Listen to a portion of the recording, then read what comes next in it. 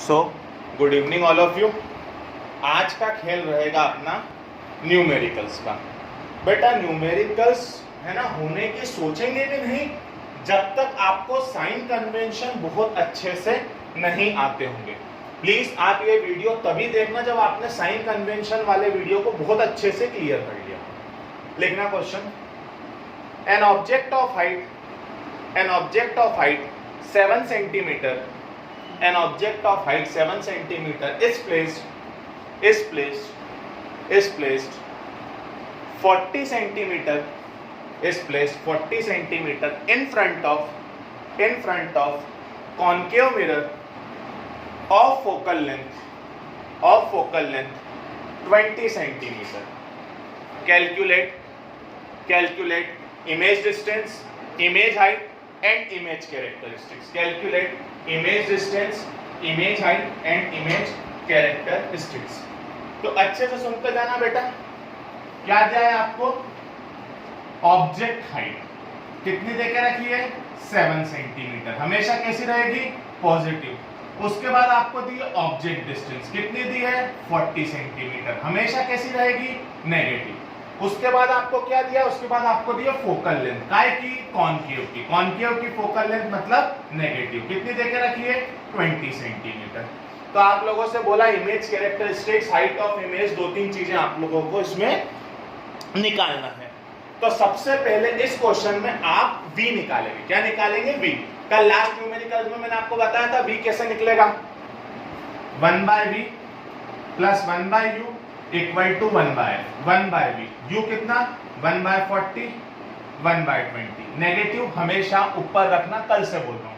इधर नेगेटिव है, उधर जाके पॉजिटिव। एलसीएम ले लिया,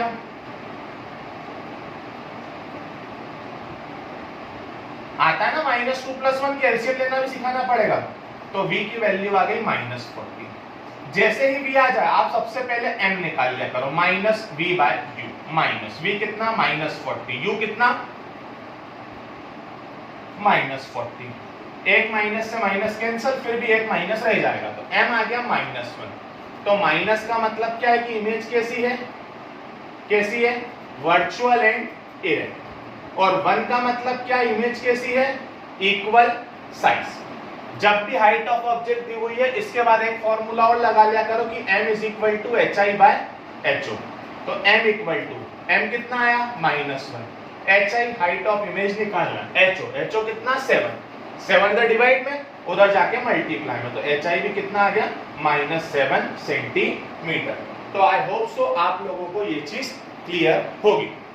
क्लियर है ये चीज? अब अच्छे से सुनते जाना प्लीज। कभी भी आपको किसी क्वेश्चन में रेडियस ऑफ कर्वेचर दी है, क्या दी है? Radius of curvature r। तो हमेशा r दिया है 10 सेंटीमीटर, तो फोकल लेंथ हमेशा r/2 होती है। फोकल लेंथ हमेशा कितनी होती है? r/2। मतलब यहाँ हो जाएगी 10/2, मतलब कितने सेंटीमीटर हो जाएगी? 5 सेंटीमीटर। तो फोकल लेंथ हमेशा काय के इक्वल होती है? r/2 के। लिखना question, an object of height 4 centimeter is placed in front of convex mirror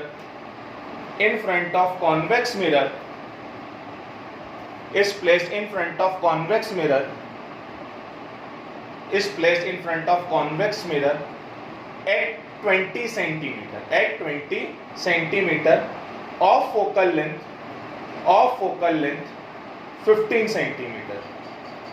length 15 centimeter। कौन सा मिरर है? कॉन्वेक्स।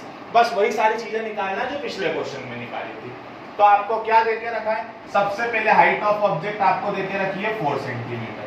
फिर आपको ऑब्जेक्ट डिस्टेंस दी है, फोकल लेंथ दी है। कॉन्वेक्स मिरर है, फोकल लेंथ काय में आएगी? प्लस में। ऑब्जेक्ट डिस्टेंस हमेशा काय में आएगी? माइनस में।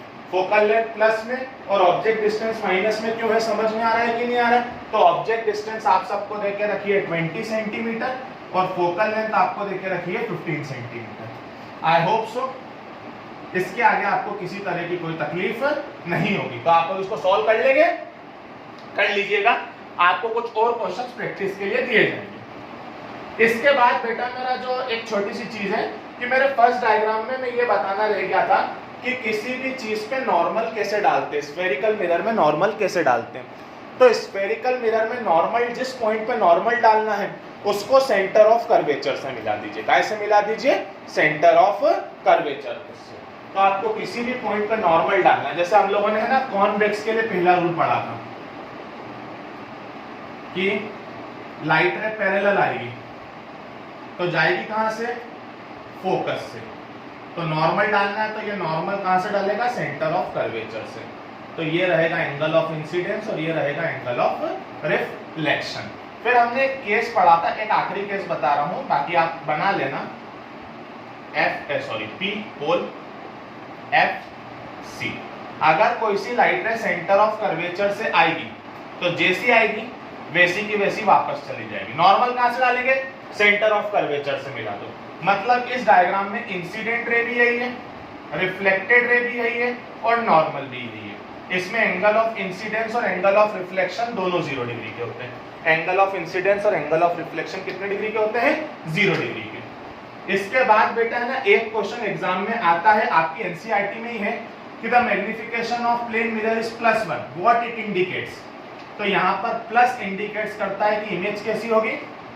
Virtual and erect. और 1 इंडिकेट करता है इमेज कैसी होगी? Equal size. कैसी होगी इमेज? Equal size. क्लियर है ये चीज? क्लियर है ये चीज? तो मैग्निफिकेशन सब कुछ बोलता है, बस आपको बुलवाना आना चाहिए।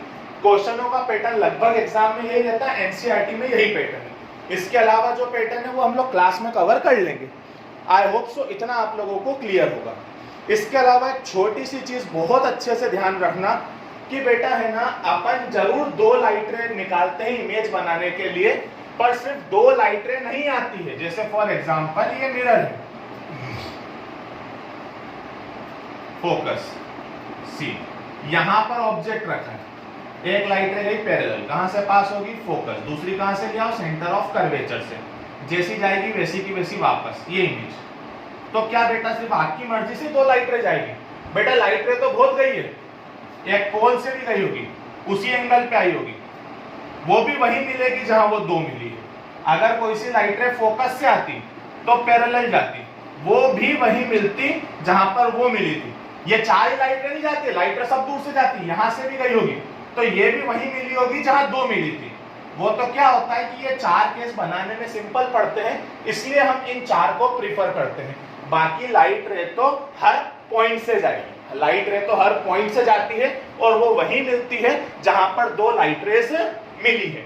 आ रही है आपको मेरी बात समझ में? तो इसका मतलब ये नहीं कि सिर्फ 2 ही लाइट रे गई है। एग्जाम में एक क्वेश्चन बनता है, क्या अगर इस मिरर को मैं आधा कट कर दूं तो क्या इमेज पे कोई फर्क पड़ेगा? तो बेटा मिरर को आधा कट कर दो, आधा पेंट कर दो, 1/4 कट कर दो, 1/4 पेंट कर दो, कुछ भी कर दो, इमेज की कैरेक्टरिस्टिक्स पे कोई चेंज नहीं आता है। इमेज की साइज, इमेज की डिस्टेंस हमेशा सेम रहती है, सिर्फ और सिर्फ उसकी ब्राइटनेस रिड्यूस हो जाती है। सिर्फ और सिर्फ क्या रिड्यूस हो जाती है? उसकी ब्राइटनेस। क्लियर है ये चीज?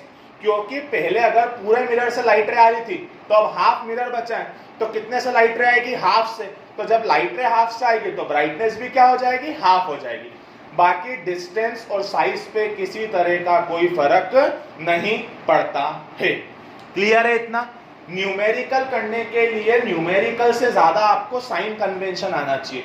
तो साइन कन्वेंशन का शॉर्टकट आपको बिल्कुल बता के रखा है, कौन माइनस में कौन प्लस में कब कैसा क्या होगा। तो आप लोगों को आज प्रैक्टिस के लिए बहुत सारे क्वेश्चंस दिए जाएंगे, आप उनको ट्राई कीजिएगा और जो भी डाउट आएंगे वो पूछिएगा। Thank you.